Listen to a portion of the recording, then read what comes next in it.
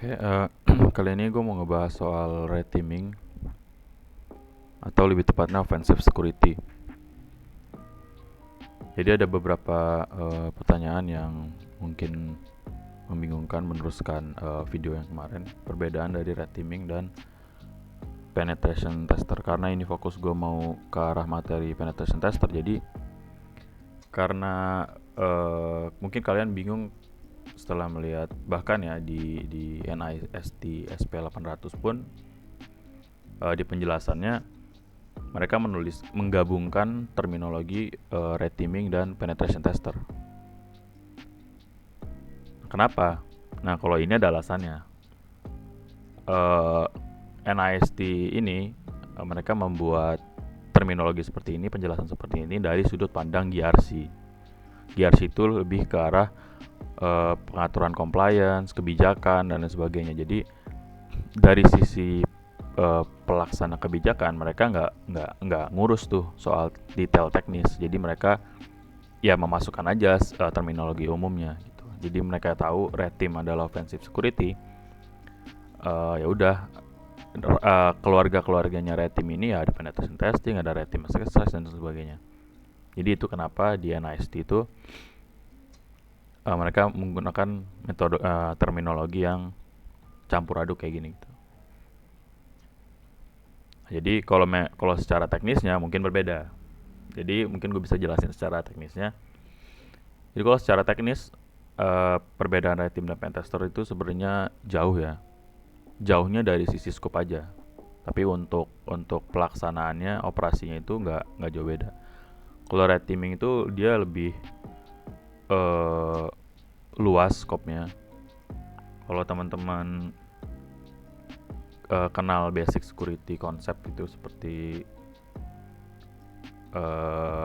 tiga pilar security, tiga pilar keamanan kayak people, teknologi, proses. Jadi kalau red teaming ini pengujiannya itu skopnya menguji people-nya. Di situ ada, maksudnya ini dalam satu project exercise ya, itu bisa menguji dari area people-nya menggunakan phishing, social engineering dan lain sebagainya untuk mengincar people secara fisiknya. Mau itu mengelabuhi dengan cara social engineering, kita memalsukan nomor telepon dan sebagainya, berbohong dan sebagainya, memanfaatkan psikologi dari target dan sebagainya, itu masuk tuh di salah satu komponen yang diuji di red teaming exercise. Lalu ada lagi proses. Nah, di red teaming juga memanfaatkan kelalaian, compliance, standar dan sejenisnya. Jadi secara garis besar itu dimanfaatkan sama red teaming exercise. Jadi kesalahan standarisasi, penggunaan standarisasi, implementasi, compliance dan sebagainya, kalau ada lalai dan sebagainya itu bisa dieksploit sama red teaming. Dan itu bisa jadi skop pengujian. Lalu teknologi apa lagi? Teknologi itu infrastrukturnya. Kayak misalkan kita dari luar coba masuk ke data center lewat wifi gitu, misalkan berarti kita pentest wifi-nya, kita pentest wifi yang misalkan kita pentest firmware-nya yang ada di dalam wifi-nya gitu, misalkan router gitu sebagainya, atau dari website, dari internet face, atau bisa jadi ada IoT yang bisa disentuh lewat internet. Jadi kita bisa akses lewat situ, kita jumping ke sistem utama. Nah, kalau pentest itu umumnya itu hanya berkutat di teknologinya aja. Kan nggak ada pentest untuk audit GRC gitu, misalkan audit compliance. Itu kan udah beda ranah lagi, itu udah security auditor. Adapun misalkan phishing, kan biasanya di project-project ada phishing campaign kan, itu masuk ke penetration testing juga sebenarnya, tapi itu kan spesifik satu hal gitu. Nah, penetration testing itu kenapa disebut window-nya lebih sempit, karena ya dia hanya spesifik ke satu hal, tapi umumnya itu hanya teknologinya aja gitu. Misalkan kalau apps ya app web aja, atau mobile aja, atau web dan mobile, atau desktop application, atau firmware tertentu. dan itu lebih ketat untuk limitasi informasi yang diterima sama penetration test. Makanya kan dibagi jadi 3 tuh, white box, gray box, sama black box. Kalau red team exercise itu fully blind, fully black box. Kalau red team tuh kita benar-benar kita cuman dikasih surat izin aja. Kalau nanti misalkan ketangkap pihak berwajib atau dicurigai dan sebagainya. Jadi kita punya pegangan legal gitu. Kalau penetration testing itu banyak, nanti kita suruh, nanti itu ada NDA-nya, ada beberapa catatan-catatan dari developernya, misalkan jangan di pentest jam segini sampai jam segini karena itu jam sibuk gitu, atau jangan melakukan exploit lebih jauh gitu, misalkan mengambil data dan sebagainya. Itu banyak batasan-batasannya sih kalau penetration testing. Nah, kalau secara framework penetration testing tuh lumayan banyak ya secara operasionalnya, kayak PTS, OWASP dan sebagainya tuh banyak banget. Bisa ke teman-teman lihat di sini kan, PTS aja banyak, panduannya lengkap ya. Nah, kalau red teaming tuh nggak gitu banyak terkait framework yang secara operasionalnya lah ya. Karena mereka tuh, kalau kita pentest itu kan nggak banyak sih, cuman rata-rata by checklist. Nah, di OWASP kan ada tuh.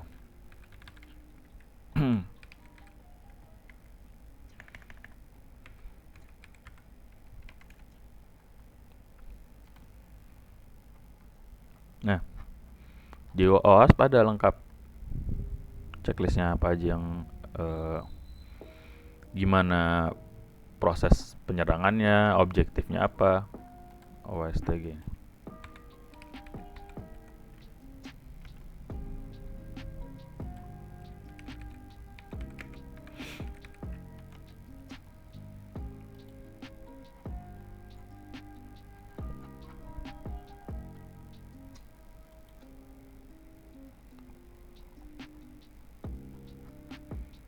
Ini contoh ya.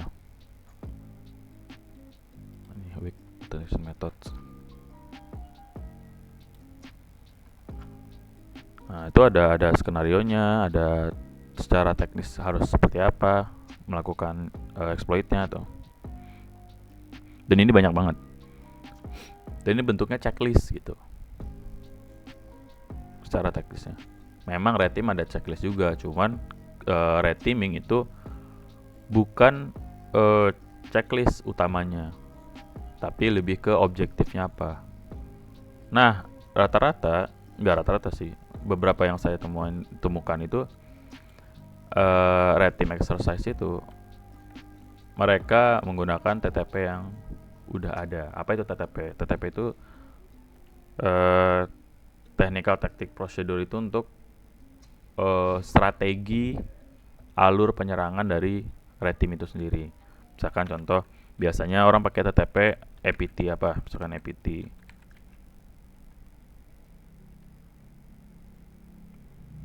APT berapa ya,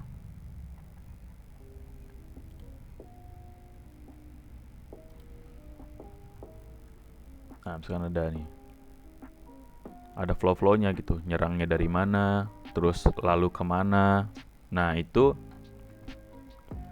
ada di frameworknya Cyber Kill Chain. Tapi sebenarnya ini Cyber Kill Chain itu bukan framework untuk red teaming, tapi untuk threat intelligence, supaya si threat intelligence analyst bisa mengidentifikasi alur serangan dari bukan red teamer, APT. APT itu apa? APT itu Advanced Persistence Threat, atau grup atau seseorang yang melakukan penyerangan secara advance. Biasanya itu berbentuknya grup, atau perorangan juga ada, cuman jarang. Nah, berdasarkan inilah si red teaming melakukan simulasi atau emulasi yang mirip dengan langkah-langkahnya APT gitu, untuk diuji di infrastrukturnya klien. Jadi kesimpulannya, ini dilakukan untuk mengimprove security dari klien gitu, dengan cara menyerang secara aktif ya.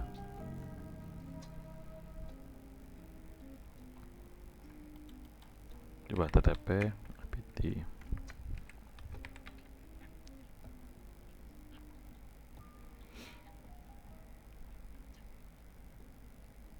Nah, ini salah satu yang digunakan itu table dari MitraTech. Jadi MitraTech tuh punya table untuk kita mapping TTP yang digunakan beberapa APT atau penyerang-penyerang luar lah gitu. Ini masuknya initial accessnya dari mana gitu, misalnya dari external remote service, dari public facing application, sudah dari internet, dari valid account, terus dieksekusinya lewat apa, persistentnya, maksudnya si attacker itu menjaga aksesnya tetap terus establish itu dengan cara apa gitu, dengan cara akun manipulation. Misalkan mungkin ada beberapa akun valid yang dia ganti passwordnya, atau dia bikin akun duplikat username yang mirip-mirip lah, atau dengan external remote service yang bisa dipanggil kapan aja, ada privilege escalation juga dan sebagainya. Jadi secara timeline terlihatnya jadi lebih lama, dan secara operasional juga lebih kompleks jadinya si red team exercise ini. Nah, kalau untuk penetration test itu nggak begitu kompleks jadinya, karena hanya yang diuji itu hanya satu hal, dan secara operasional pun red team itu bukan cuman aspek si penyerang aja yang diuji, tapi red team itu ada nanti laporan si blue teamnya juga, berdasarkan penyerangan kita dia juga diuji, gimana dia ngedeteksi, gimana dia memprevent serangan-serangan dari red teaming. Nah itu juga jadi bahan report pengujiannya mereka juga. Jadi yang diuji itu nggak hanya satu hal, beda dengan penetration tester. Kalau white box penetration tester, kita ya bisa minta untuk melepas WAF atau beberapa proteksi lainnya gitu, baik dari jaringan maupun dari klien.